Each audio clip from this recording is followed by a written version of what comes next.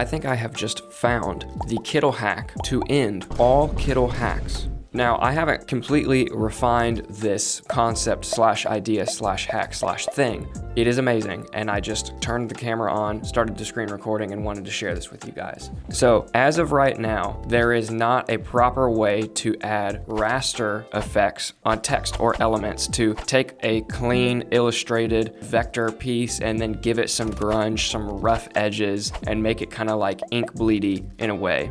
I have figured out a way to Hackintosh this, and this is gonna be insane. So to do this, all you need is 3 pieces. You just need a white square or a rectangle that is the same size or bigger as whatever art piece you are doing with this, a piece of text or an illustration. As you can see, this is still editable text right here. I could type that in, and then you're going to need some sort of texture. I'm going to go ahead and just reset those settings right there. This one I just found from the photo panel, and I just typed in texture and I found this one. Like I said, I haven't even refined this concept yet, and I haven't tried it with other textures, so we're probably gonna do that together. So with these 3 pieces, I'm going to create some rough text. So I'm going to bring this text over onto this white background, and that will make sense here in a second. And then this texture right here, I'm going to turn on the color burn blending mode. This probably can work with some other blending modes as well, but this is just a color mode that I have found the most like intense effect with. And as we drag that onto here, you can see that it disappears because it's blending onto the white shape. And we're gonna make sure that's in the front. Then we're gonna take our text and we're gonna add a text shading effect. And we're just gonna turn the offset down, and then let's just turn the blur to actual black, the same color as the text. And as we drag this texture, you can see how it's actually changing what the text looks like because it's catching that blur. And there is just an absolute world of opportunity and things that you can do with this. So there's a couple different things here I can manipulate. I could grab the offset of the shadow and I could manipulate that. I could increase the blur, which you're seeing it look even more blotted and ink bleedy as I turn the blur up. And if I fully cover the text with this, I can even grab this texture, go into the photo filters panel, and start to manipulate there too. I can add blur, noise, I can pixelate this effect. Let's see if we can just get like a nice outcome. Something maybe like that. Not super crazy, pretty moderate. Now, what we're gonna do is grab this whole thing, Command G to group it, and we are going to download this as a PNG. I recommend doing either 2 or 3 times size. Just make sure you have a nice large PNG to re-export into your program. I'm gonna drag this right back into Kittl. Now I've got my re-imported image right here. It looks about the same. Now here's where the magic happens. I'm gonna click this, go to Vectorize, leave this on one color, just because we just want it to vectorize the black part of it. Hit Vectorize Image,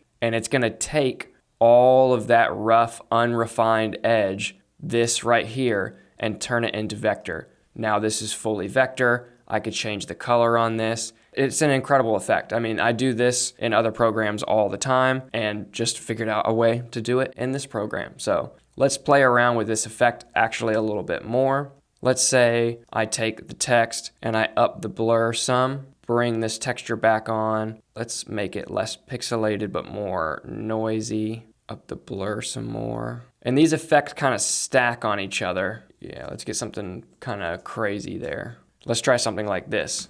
Command G to group, export. We'll drag this back in, hit Vectorize. And this can just get as like rough and unrefined as you would like it to be. I mean, you really have the ability to change this as much as you like. Something that I've noticed is that the blur is kind of what enhances or makes the effect more intense. So like, let's say I just take this. The pixelated effect can make it look pretty crazy. So let's say we just did, noise, no blur. We just up the noise on that. So we can take this blur effect, and as you can see, it's catching those parts of the texture. So let's try something like this.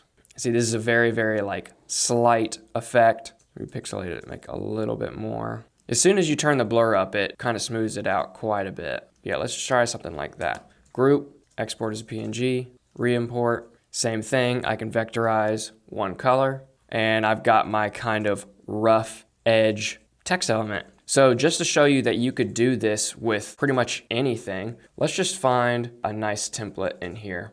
Let's do something like this, because it's just 2 colors, very nice vector piece of artwork. And let's just say that we turn this to white and then the background to white as well, just to simplify this quite a bit. So there's 2 ways that I could probably tackle this. One, I could, make a copy of my artwork and go through and add a shadow to like every single one of these elements. You could do that if you wanted to take the time to do that. Ain't nobody got time for that. I'm just gonna size this up and download this as a very, very large PNG. So this is my PNG right here. I'm just gonna vectorize this as one color just to get all of the black parts and none of the white, and just have it be like a clean vector artwork. Lovely, awesome. So I've got my artwork here nice and vectorized. It's actually gone ahead and added kind of a little bit of a softened edge from vectorizing if that's what you want. Awesome. If that's what you don't want, then you could go through to each of these individual pieces and just add a shadow to it, just a drop shadow with a little blur on it, just to get kind of that like softened blur effect. Now what I can do is just grab a basic shape like a square. Make sure this is in the back, and we'll change the color to white. Let's just size this whole thing down right here. And I'm gonna grab this and just add a shadow to it. So it's got a nice soft edge there. Ungroup this, and I'm just gonna take this texture right here and size it up. And so we're starting to get that kind of like ink bleedy looking effect there. Maybe we could turn the blur down just a hair to make it slightly more clean.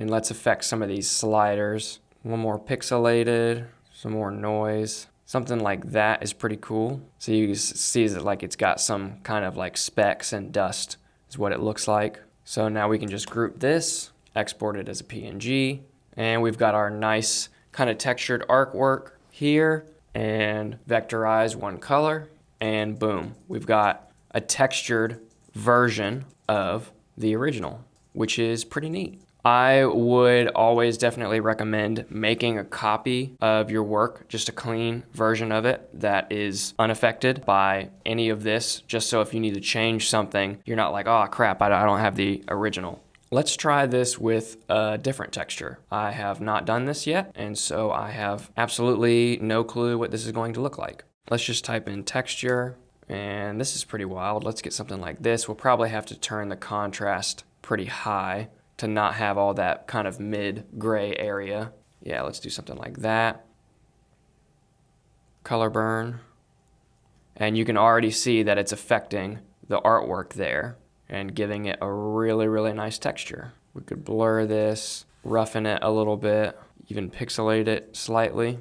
And so yeah, let's group that, download that as a PNG. We've brought it back into Kittl, size it up, and vectorize as one color. And I like that even better. Yeah, it's got a nice textured nature to it. And so as you can see, here is the textured version next to the original. And yeah, it just looks great. A lot of, merch designs, t-shirts, tote bags, pretty much anything look kind of better when they're a little bit textured. And this is really great for mock-ups and really any kind of design that you would want to do. So go try this Kittl hack, do it right now. Let me know in the comments if this was super helpful for you. If you've never thought of this, well then there you go. Also make sure to like this video and subscribe to the Kittl YouTube channel to get more hacks like this. Thank you guys so much for watching, and we'll see you in the next video.